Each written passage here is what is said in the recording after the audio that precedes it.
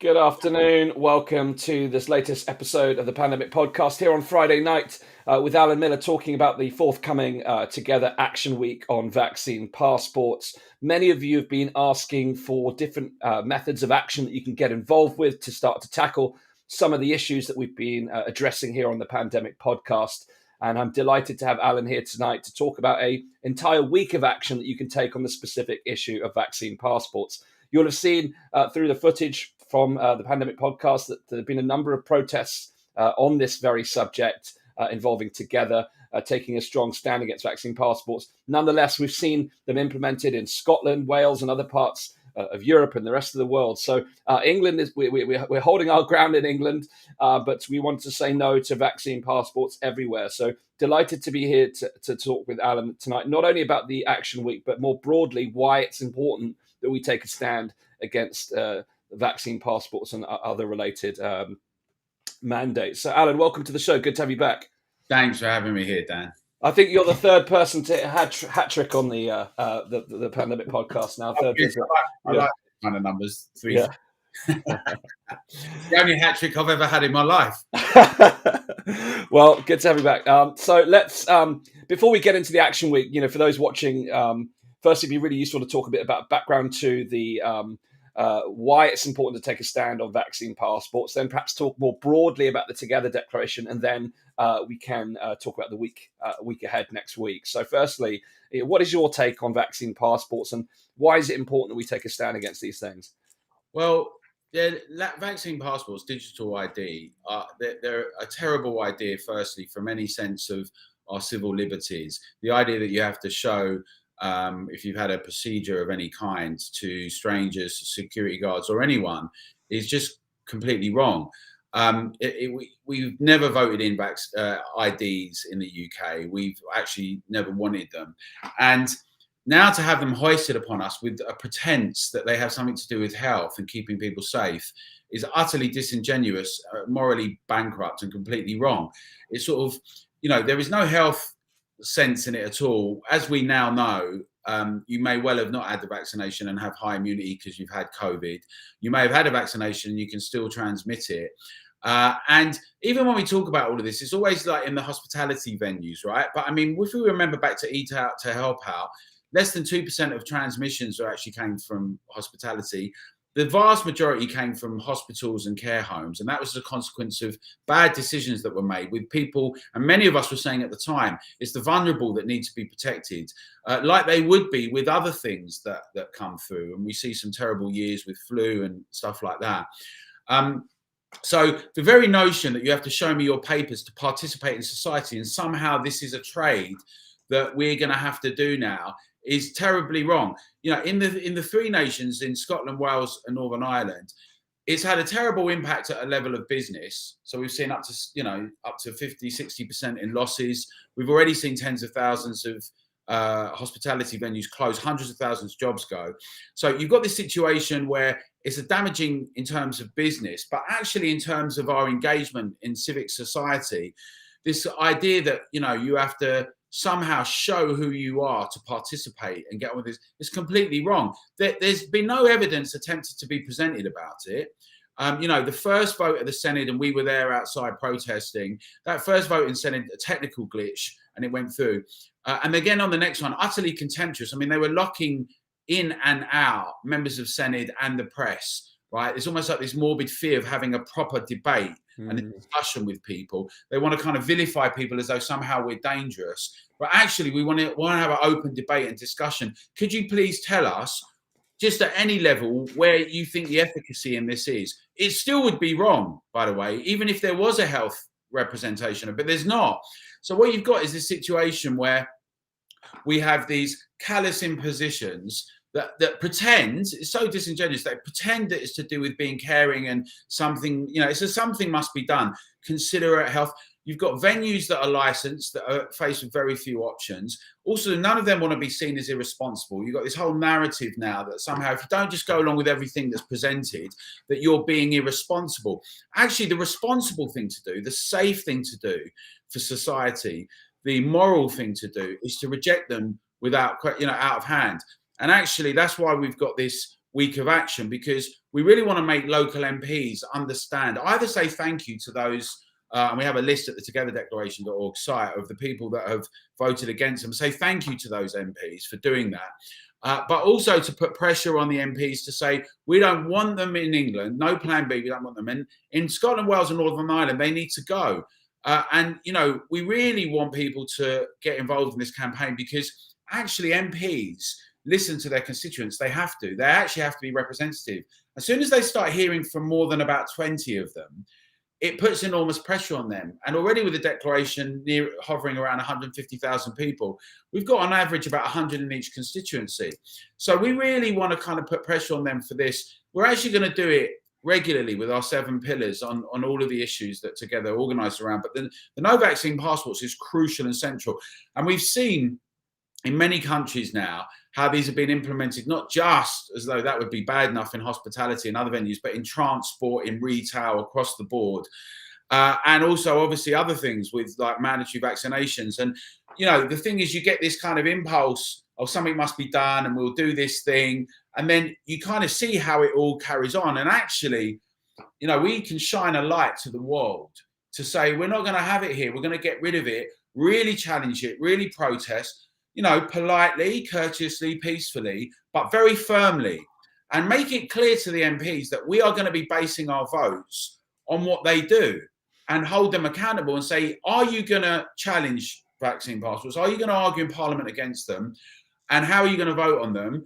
And actually, please understand that we're going to vote on this basis, and we're also going to post it across social media, and we're going to get people to tag them in. 5 days of action starting on Monday. Monday is an email to begin with.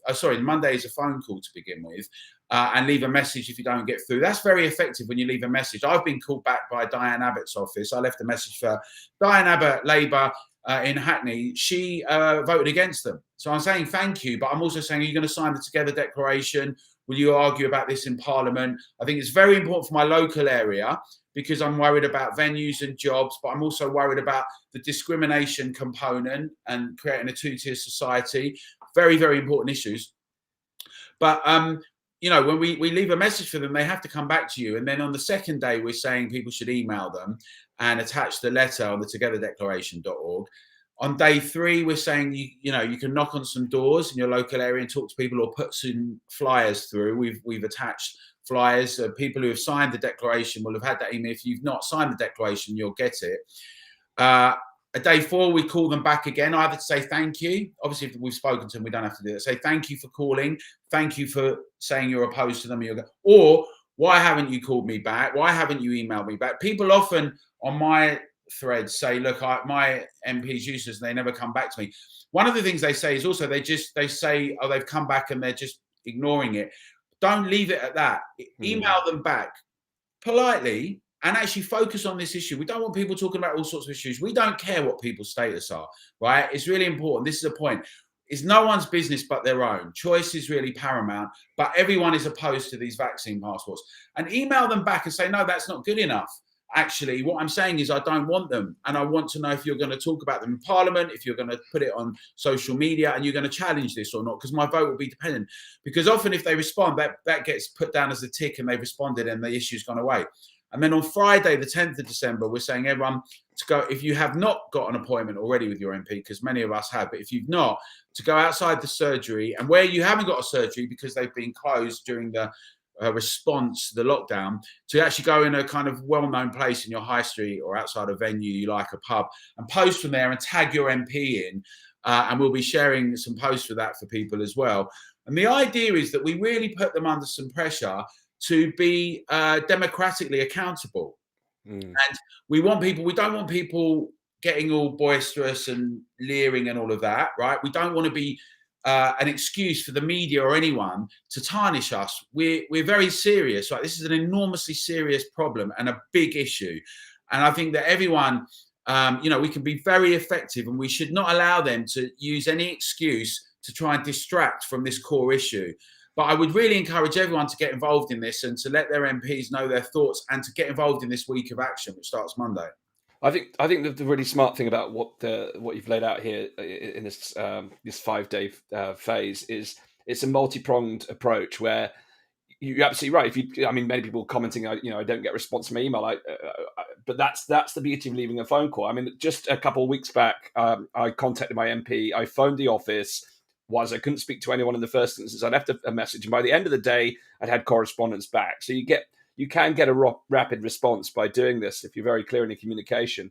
And this is the key here, because A, you've got the emails going out, B, you've got the phone calls going in, and C, arriving at the actual premise if you're able to do so. But if not, I think there's some great opportunities. You mentioned getting out in the locality. I think one of the great localities would be outside your local council. It's an opportunity to speak to other bureaucrats about this particular issue and raise awareness. Because we need to get a debate, or even where I live in Bristol, we've got the BBC here. It's important to try and get this conversation into not only the MPs but into the mass media. And I'm really hopeful that this type of campaign will start to get MPs on board. But you also made a really powerful point about doing this peacefully in an engaging way, because my view is, from the stock responses I've had from my MP, is that they don't really understand what the issues are. They don't really understand the point of debate. So to have that face-to-face engagement gives us that opportunity. But we can also then become a help rather than a hindrance. We can say, look, we're going to educate you on the issues, and we're going to help you argue the case in Parliament, which as you said, will help us stake the cause. Yeah, so you said two really important things there. I mean, one of the things we're doing in the campaign as well, people will have seen today on Twitter and elsewhere, is we're saying to the BBC, will you be covering this? They're a national broadcaster, state funded, and they have a duty to be representative. Now, a lot of people are going to scoff when I say that, but the thing is, they do have a duty to do that, and we should hold them accountable as well. And I'd encourage everyone to send an email to them. If you look at Together Deck on Twitter, you'll see the details on there. You can send them a tweet and an email. And if you sign the togetherdeclaration.org, you'll get all the instructions how to do it as well. But the point is that the BBC and the other broadcasters which we're contacting, but they should be covering this. It's a massive story, 650 constituencies and people coming out across the country to let their MPs know. And also we should be having live debate about all of this, or a recorded debate. Let's get the best people that can argue for the efficacy, the reasons why we have digital ID. Let's get them on a panel with some of us, and let's scrutinize this and assess it. And let's do something really like risky and daring, shall we? And let put it to the public and see who can win the arguments. Because your second point is really important. I often speak to some producers on TV and all that. And when I do get onto other stations, I find it mad now that 20 months down the road, I'm explaining to journalist producers that you can be opposed to vaccine passports. That's separate to any view that you've got about vaccines. I cannot believe I'm having that conversation with people that are allegedly, and they're like, oh, that's interesting. Now that speaks to us not having been effective enough at exactly what you're saying, at making our cases. So we often talk to a lot of people who agree with us, and we kind of try. Now we're trying to amplify everyone's voice, but also reach people that are just like looking at things, not quite sure. But your point about guiding and instructing is really important, because I've often found we've worked with MPs in the past and councillors, mayors, everyone, like the Home Office, that giving them specifics and details is really, really helpful. And sort of explaining these points, the fact that they don't, we know that the Prime Minister himself has said that transmissions are not stopped as a consequence of vaccine. Obviously, if you've been vaccinated, you can be immune. No one seems to want to talk about that anymore. If you've not been vaccinated, but you've had COVID. And also the case is we've now done almost 13 million boosters. It was originally only 15 million jabs to freedom. I mean, getting back to normal, and that these things aren't going to resolve them. We can point to examples like in Gibraltar, where there's 100% vaccination and there's still transmissions. We can look at various interventions, and they get very nervous about being seen not to do anything. But sometimes the best thing to do is not to react and do those things, but to carry on as normal. And we're actually saying we need to get back to normal. If we don't, we're not going to, it's going to be difficult to recognize what normal was and is, right? Where we come together in a free way without these constant risks and fears. And that any time something comes out, which quite frankly, this Omicron, this new variant, which Coetzee has said herself, she just indicated that it's a new variant, but there's mild symptoms. She can't believe the British reaction of the leadership. And even Chris Whitty was saying, look, before he was saying we should live with this like the flu, he was even saying this is not a major issue. Suddenly they decide, well, what should we do? Let's pick a little thing out. We'll have some masks in some places. No foundation for any of that. But what then happens is it has a massive knock-on effect on everything, right? So Christmas parties start getting cancelled. Businesses aren't prepared to commit to it. People get nervous. They don't go on holiday. The travel industry, hotels, people are going to lose more jobs. And at the same time, everyone's unclear about what's going to happen, right? Everyone's nervous. It gives support to those that would want to do more interventions, like you've seen in Wales and Scotland Island. Oh, yeah, well, something must be done. Let's do a bit more. And we need to put pressure on these MPs, these local representatives, and say, our vote is going to make a difference to you, and you have a duty to actually, represent us. And these are our thoughts. And I often hear from people, oh, they're all bought. It's not going to happen. I think that if you take that approach, there's no point being involved in a conversation anymore. Just sit back and watch it. Because that's really what one is doing when one does that, right? It's a different form of apathy, really. It's a fatalism. Yeah. And I think that what we really need now is a conviction and a belief in ourselves. When I've been on your show before, I talked about the idea of the public. Nothing has ever happened historically without the public doing it. Now, if you imagine Martin Luther King or anyone, right, the suffragettes saying, that lot, they're never going to do it, right? They're never. I'm sure they had some conversations like that in private. And they had the doubts, yeah, of course. Yeah, and thought, how are they ever going to? But the thing is, you got to have a belief in the power of ordinary people to affect change. And I promise you only have to go to a football match and see the power of people when they're together. You start seeing people organize, do things together. We will see things change in a heartbeat. We've got to remember that when people like us, for them, and some others have done campaigns, and even some of those protests, right? They are important, and we've seen U-turns already. So if we can make sure that MPs come under our pressure, that gets notified to the head offices, to the parties, and to the government, and to the opposition, and they realise we got some ground game. And on the togetherdeclaration.org site, we've also got a calendar now scheduled. People can post things that are happening around the country. It's becoming more and more interactive. We're asking people to step up if you want to be a local leader and organise with people on an ongoing basis. So we have hubs of activity. We're not going to be isolated and suffocated and shut down anymore, right? That day has gone. And this is a moment of opportunity for us all.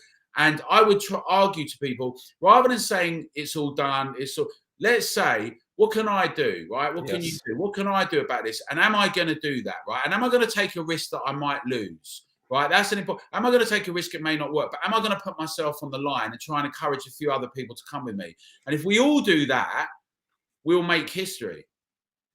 Absolutely. I mean, this has been the message throughout the pandemic podcast. It's like you have to be the change you want to see. You have to take action. You have to be involved.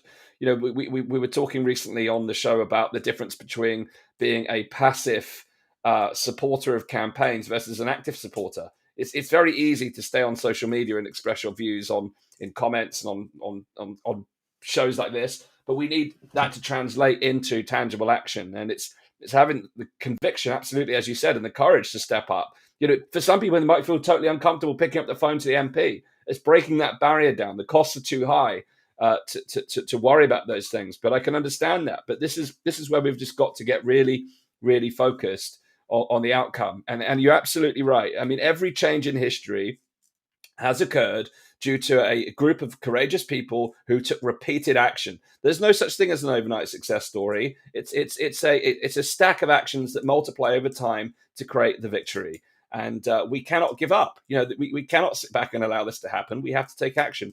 But it doesn't take everyone to do that. We would love to get everyone involved, but if everyone decides that your MP can't be influenced, well, it's game over before you've even started. You've decided the game has been lost before you've even got in the arena. So we have to give it up our utmost. And the more people that get involved, the harder it is to ignore us. That's quite simply the case. Well, I agree. And I saw one of the comments that I've given up on people. I think they've been hypnotized.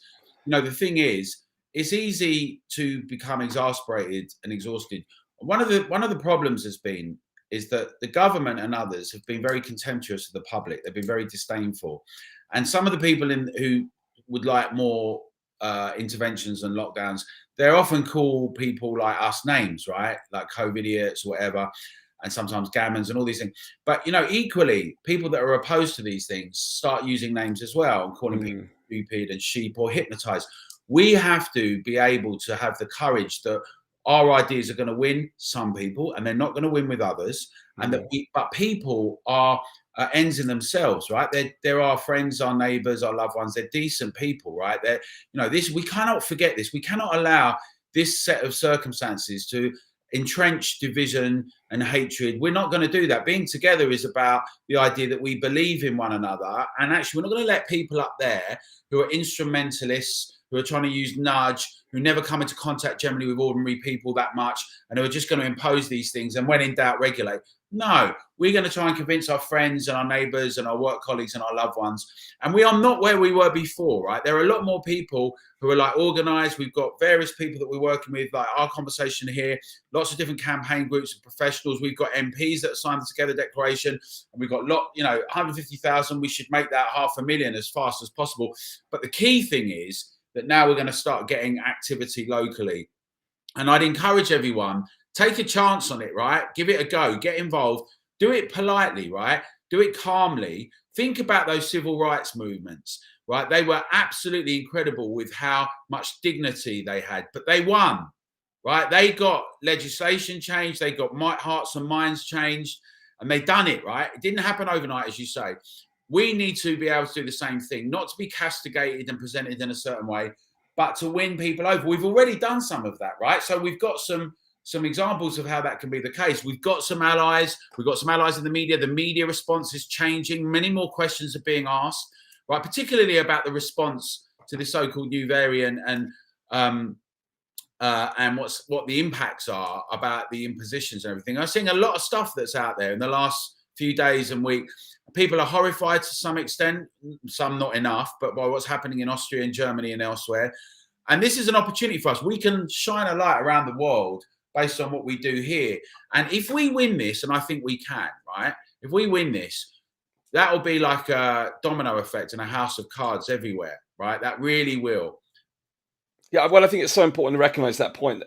There are people U-turning on their position at every level. I'm seeing it at every level of society now. It almost felt like people had felt like we were at the finish line of COVID. It was like, 2021 is nearly over. Life is almost back to normal. And then all of a sudden, crazy named variant Omicron comes along. The next thing, and everyone's just like, morale just drop. But they also start to see how ridiculous it is, people have just had enough. So it opens their minds to a different possibility. And I've seen from Joe Blogs in the street to major influencers and politicians starting to shift their narrative. They're starting to see things differently. And the moment you get that opening, that dissonance starts to break down, and then we have a great opportunity. So that's why now is, to me, this is the moment, because and through history, every change movement goes through a lull before it picks up again. This is the time where we're going to, if you follow the crypto markets, you saw that Bitcoin took a lull as well, and it's on the way back up. It's the same story. It's human behavior. So right now we are on the upturn, and the important thing to realize is people say that authoritarianism often burns itself out, which is true, but it happens much faster when there is resistance, because it forces governments and oppressors into ridiculous decisions, which we're seeing them make. So I think this type of activity, localization of that activity is fundamental. It also creates solidarity. When you start to connect belly to belly in your local community with like-minded people, you start to recognize that you're not alone. And half this battle is that I do believe there's 40-50% of this society who are just neutral, and they've got their own thoughts on the matter, but they don't realize there's people like us out there pushing this thing on. So I think campaigns like this are fantastic to get that local engagement, which I think will be pivotal. The big protests are fantastic to raise awareness, but this localized action, I think, is where the next steps we'll start to see real shifts and results. And we should note that we've been told by very serious people around the Conservatives that one of the reasons they haven't tried this here, they've got it as a threat and they're dangling, is because of the impact we've had, right? So look, one could be cynical about everything, right? I would not for a second dream that it's a done thing, right? That it's in reserve, it's always there. It doesn't take a genius to say, oh yeah, this and that, and then the next thing, here we go. However, we've made a dent and people are concerned, and we need to go much further, right? It's an outrage that they're in Scotland, Wales and Northern Ireland. They need to go, and we need to ensure it doesn't happen here, and we need to get back to normal. And the only way that that's really going to happen is when enough of us assert that. And the thing is that the point about living in a free society is that a lot of it, we've all been fortunate enough to be born into it, but people fought and died for it. Things were not always like this, and they were very tough, and people put their lives on the line. They lost their lives sometimes, and they had their lives ruined. They were enormously courageous. And these experiments that have happened in a few parts of the world, they're not the same everywhere, right? You can point to examples right now where if you have these kind of conversations, we'll get a knock on the door and you'd be taken down. Now, we know that in the last 20 months, there have been lots of takedowns on. I was at an event that you put on, and part of it was taken down, right, from YouTube. Yep. The conversation. Yep. We know that there's been terrible, shabby behaviour, but that is seen as still egregious and unacceptable, right? There's still the yardstick that we're meant to have free speech. Now, that is in real conflict at the moment because people say, well, if it's this kind of speech or that speech, but there's still that. In America, you've got the First Amendment, the Constitution. We need to insist on fanning the oxygen of those ideas, free speech, open debate, no digital IDs to participate in society whatsoever, no mandates of any kind. Preposterous, right? Yeah. Preposterous, really terrible. And I think we can win this, but it's going to be based on how many people, like all the people that are watching, however you feel about things, give it a try. It's like anything, right? You can be sure if you don't do something, you can be pretty sure that you won't have an impact on it. And so the outcome will not have your contribution. If you want to curate something, if you want to design something, if you think you've got an idea that it should be different, the responsibility is incumbent on us. I have to then go out and convince people and argue and discuss. And that's tricky, right? It's a risk. Yeah. And and it takes time. But I don't want to be indoors shouting at the TV, making a few comments on things. I just will go absolutely crazy, right? I mean, because we've all been through some of that, particularly in the lockdown and everything. And I still obviously do those things. I shout. Yes. But the thing is, I'm going to try my very utmost to try and have an impact on the direction of travel. And if we all do that, right, we have a much more likelihood that can happen. And let's not overestimate the power of people. I think that in the discussions around people in our fraternity, whatever that means, but you know what I mean, give too much power in their idea of who's pulling all the strings, right? These people, when ordinary people get together and do things and say no and push back, very quickly things change and you see where the real power resides. The thing is, we haven't had it for about 3 decades, right? We had a bit of that going on with Brexit. It was quite significant, but it came out and it went back again and everything. And obviously, because of the lockdowns and everything, everyone got put away. We now need to get, as the public, our voices heard and being engaged with. And that's really why this week of action that we're going to carry on for 6 months. Every month we're going to do it, but with MPs, and for them to hear us and for us to be able to engage and put pressure on everyone and win more allies and make an ever more compelling argument and just say that we're not having it here. This is not how we're going to do it. It's time to go back to normal. It's time we've got a load of issues that we need to deal with, health issues, economic issues, and whatever, even if you don't believe any of the things I'm saying that we can win it or not, the very fact that, forget why it's happening, I would say to everyone, maybe, just think about what you can do about it. Because quite frankly, I'm not sure you're going to convince people by saying this is what's happening, the plan and all of that. But what you can be sure of is, if you tell people it's all inevitable and it's part of this thing and it's going to be done and it doesn't, then nothing's going to happen. But if we all try and convince people to get out and have our voices heard and make a difference, I believe that we can do that and have a big impact. Yeah, well, you speak so much sense. I mean, it becomes a self-fulfilling prophecy if you just keep talking about, this is a cause set in motion, it's an inevitable. Well, it becomes an inevitable because people become distracted by the grand illusion of the plan or who's pulling the strings, rather than actually putting their attention on what can we do right now. Whilst I do see merit in understanding, in the words of Saul Alinsky, you need to personify the institutions that you're going up against. It gives you a target, so you understand, okay, who we are trying to influencing here. In this case, we know that the MPs, regardless if you think they have power or not, if the reality is, if enough of them speak up in Parliament, they do have sway, and it's important for us to recognise that. And I've spoken here on the podcast about the pillars of power and how politics is influenced, how media is influenced. We've got to understand the decision makers and the influencers. and then we just got to influence the influencers, and that doesn't happen by getting caught up in a different form of fear, because it feels like society is divided, yes, but it's also divided in two camps of fear. We've got those who are scared of the latest variant, and we've got those who are scared of the totalitarian takeover. Now, both of them can be very real fears, but if we live in fear, then it just leads to distraction, disempowerment, and we've got to come back to that conscious awareness and say, look, what can I do now? Because you're in charge of your thoughts, your feelings, and your actions, and it's what we do today that changes what happens tomorrow, and it's down to us. And what I love about the Together campaign, the Together brand, is that it's about coming together, recognizing you're not alone, because together we are stronger. So if you're feeling disempowered, you're feeling alienated, or you're feeling disillusioned by the situation, recognize that there's people like Alan and myself and plenty others out there who have the bit between our teeth and the courage and the conviction to keep moving forward. And we hope to be an inspiration to other people like yourself, so that you go out and lead in your own way too, because this is about every one of us becoming the leaders that we were born to be, in order that we affect change. That's my perspective on this. So, I think we can all lead change here. We all have power within us. It's just looking ourselves in the mirror and recognizing that power to affect change is in our hands. Every great civil rights movement, every civil rights leader that's ever affected change at a mass scale has always done so with the backing of the people, and it's always done so through just the will of normal people like you and I. And I feel like this is where we stand at the precipice of an ultimate opportunity for change, and that power of change is in our hands.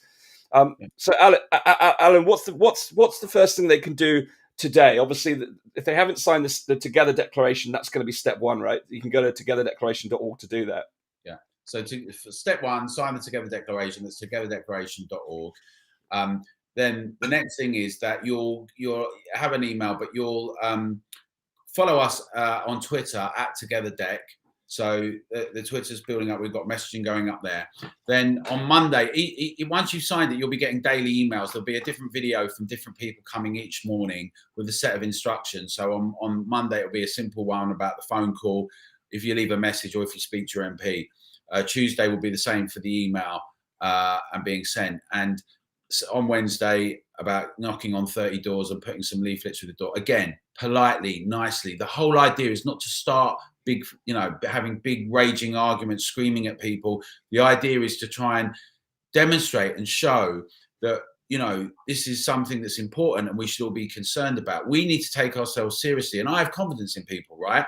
But I also know that some of the comments I see in Telegram and elsewhere don't help us, right? Mm-hmm. Because we need to remember ourselves. We've got to be disciplined. We're going to be disciplined that, our 7 pillars within Together are things that many people can sign up to. We're not all going to agree on different things. It doesn't mean that you're evil or I'm evil or it doesn't mean that someone's paid by someone. It doesn't mean any of those things. It just means we don't agree, right? Yeah. That's okay, because we can come together around these principles on freedom and ensuring that we have the kind of society where we can debate these ideas, where we can argue with one another, we can be civil to each other. And I sometimes hear tough talk as well, right? I don't think, the thing is, I know that people get frustrated, and but the way that we win, if you're really smart, is we're humans, right? The way we win things is to organize effectively and to take ourselves seriously and think about it like in our brains, use our minds and working with people. That's how we win things, right? And I think this is where that is. So that's day 3 on Wednesday. Day 4 is to call back the EMP and see what's happened. If they've spoken to you, obviously that's understandable. Day 5 on Friday the 10th of December. If you have not got a meeting with your MP booked already, go to the surgery, or if they don't have a surgery, go to the high street outside a great venue or clock tower or pub or anything that's recognised in your area. As you say, if it's in the constituency outside your council chamber, and post. We'll be sending some more details, but you can post either a photo of yourself tagging your MP, saying you're against vaccine passports, what will they be doing, or using a graphic. And someone said up there, I think they misheard me. I didn't say it will be in 6 months' time. I said, we're going to do this every month for the next 6 to 7 months. But in between each week, we're saying everyone around the country in the different regions should get together weekly, talk about these things, be in contact with us. So we really develop a network where we begin to kind of influence things in the way that we think we want them to go. And get involved, have your voices heard, right? I mean, it's That's the thing now, right? We are the many, as Shelley once said. We are many, they are few, right? So the thing is, once they come under pressure, I don't happen to think they are particularly powerful or strong, right? Well, I think actually they're nervous. They're all over the place. They can't hold the line on things. They've backed down before. They've done U-turns. And we can win this and we can force them back. But we have to be disciplined. We have to be, well organized, and we have to be united, and people have to step up together.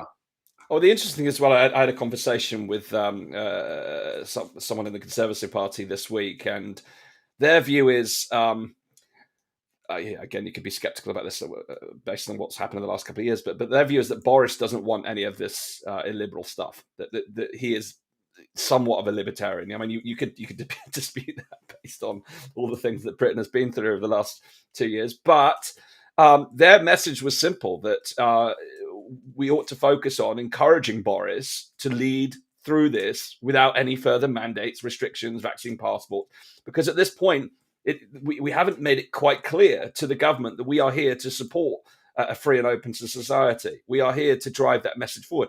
If we continue to stay apathetic and fatalistic about this, and we don't take action, then the government and the leaders of the government won't get that message. Now, we could all dispute that. I'm sure we could have a long argument about what Boris's true intentions are, but nonetheless, whoever is leading this nation, we have to make it damn well clear to them that we are standing up for a free and open society. And the more of us do that, the easier we make their job, because as long as they've got the kind of COVID narrative between their ears, they're still going to fall back on the kind of political ploy of need to be seen to do something. Like you said, Alan, about the masks. I mean, this morning I went to a local shop, and this is, I mean, it made me laugh on one hand. They prioritized me over another. I got queue jumped to get me out the store because I wasn't wearing a mask. So on one hand, I was outraged. I was like, "You're kidding me! You want me out the store as quick as possible? I'm not wearing a mask." On the other hand, I was like, "This is like joining the priority queue at the airport." Got in and out. But it's a sense of people they feel like they need to be seen to do something on a political basis, but we can start to shift that through this action. We can start to shift the fact, because once people see that they're not alone in feeling that actually we do need to move on with our lives, we do need to have a free and open society. And you mentioned the point earlier, Alan, the where we've seen the vaccine, one of the benefits, if there is a benefit to other countries having vaccine passports, is you have case studies of the damage they're causing, real damage. So we have to be able to showcase that and say, look, do we want this? Is this really going to help us? And we have to continue driving the message forward. And the more we do it at scale, the more people will come. And as they say, you build it, they will come. And that's what we've got to do. Well, I think the point you make about Boris, and I mean, who knows a lot of the time, because it's tricky to tell, but I've been told similar things as well. And one thing we can definitely be sure of is that the civil servants on the one hand and Sage on the others, the government, because it's been a weak government, not a strong government, a weak government, it's outsourced its responsibilities for political decision making to Sage on the one hand, and it's allowed the civil servants to have an enormous impact. So what then has happened is that Boris and the cabinet is constantly vacillating between, I think, wanting to now realizing instinctively, right, knowing, I mean, how can you not know at this point you should be coming out of it, right? I know some people think it's just a puppet, but how can you know, like there's business, there's jobs, you're going to be looking at the bottom line. And so that, but then also being petrified that you're going to keep being called irresponsible and not caring. And they haven't got a principle and spine around it. So you saw today, Oliver Dowden couldn't actually argue, it was on Julia's show, that there should be a principle against mandates never to be here. Right? He skirted around it, right? He didn't want to say, well, get your boosters and we won't have to have them. And you're like, well, no, we'd like to know if you've got a principle, you're never going to have them. Obviously, they've already got them because of the care workers and the NHS. But my point is, we can see that all changes for Boris. Like, he should have taken, and his cabinet, they should have had the integrity not to outsource all of that. Right. But that, you can say that about many politicians in the last couple of decades, focus groups and consultants. We've had all these things and not wanting to take responsibility and not actually engaging with the public in the way they should, in the proper way. But the thing is, when they all see this, right, when Sage and civil service, there are obviously people that are going to be making lots of noises that are only going to be obsessed about one thing, not all of the things we look at, all of the damages, all of the risks, all of the health components, our freedom, and then making decisions. But when we articulate that and make that point rationally, consistently, strongly, and firmly, it gives them all some strength to be able to argue it and also to silence some of those other things. And, we need to, so that's the thing. And it's not that it's just that we're focusing on MPs, because that's one part of our work, but we are saying that we need to get more engaged, and more leaders locally are going to be important ongoing right the way through, right? It's the more that we can take a lead ourselves in different areas, the more this is going to be having an impact.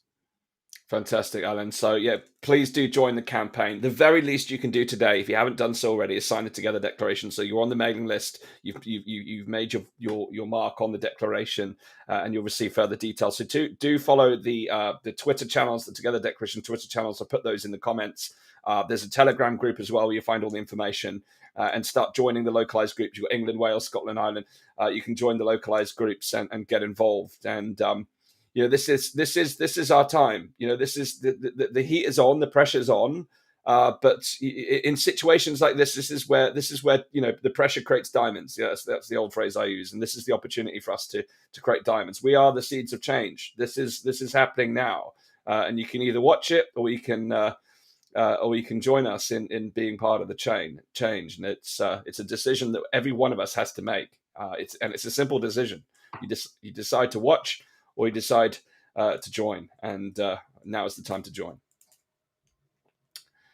Alan, any closing words of inspiration to join?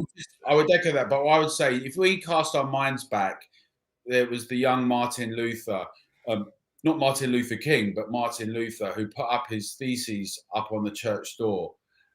And basically, he was saying that we need to have our own relationship to what he called God. And that led to what we then saw, the Reformation, the Protestants, the Protestants, the Protestants. Mm-hmm. And no matter what anyone thinks about religion, I happen to be secular right now in my life, but that one individual who did that transformed society so that the old hierarchies no longer had that grasp of power, and a whole new thing flourished. And our notion of our conscience and our decision making and our autonomy became flourishing. And also we began to read for the first time. And the King James Bible came out, and we basically, with the Gutenberg press, and it was a revolutionary time where people started reading and having their own conscience. That led to pamphleteering. And he said, "Here I stand, I can do no other." And it's a very important point, right? Which is that, what are we going to do? Here I stand, I can do no other. Are we going to stand and do no other and argue and make the change? And are we going to try and lead by example and inspire others? If you lead by example and show, many people will go with you. You will give everyone strength, and you get strength yourself. Let's all stand here and do no other, and let's get our normality back. Let's insist on freedom together, and let's make a shining example to the world about how we can do it. That's what I would encourage everyone to do together. Thank you. This is your opportunity to get started. So join us this next week. Look out for the details. You'll see all of the details, by the way, if you're subscribed also to the Pandemic Podcast. We'll be sending out the daily emails with the instructions, what you need to do. We'll also be sharing our actions that we're taking. I've just shared in the Pandemic Podcast Telegram group the email that I've sent to the BBC today, which I've addressed to the national BBC, the regional BBC, and the local BBC, really to talk about this campaign, to raise awareness, because it's really important that we get this into the media. So join us next week. Join us with every step. You'll also be hearing next week from the NHS 100,000 group on the Pandemic Podcast, talking about the vaccine mandates in healthcare and what can be done in that regard. And over the next few days as well, we're also going to be sharing some really interesting analysis of the government's messaging to use to showcase the behavioral techniques that have been used to try and make the public comply with their mandates. So we're going to start showcasing how the game is being played from a behavioral science point of view. If you remember, at the early stage of the SAGE group, there was more behavioral scientists and virologists and immunologists, and that's been clear throughout this pandemic response. So watch this space. But in the meantime, have a fabulous weekend. Do sign the Together Declaration. Make sure that you've added your voice on this campaign. And do subscribe to the Pandemic Podcast at danjgregory.com/pandemic. Thank you very much, Alan, for being on the show. Look forward to taking part in the campaign next week. Let's do this. It's down to us. Good night for now. Thanks, Dan.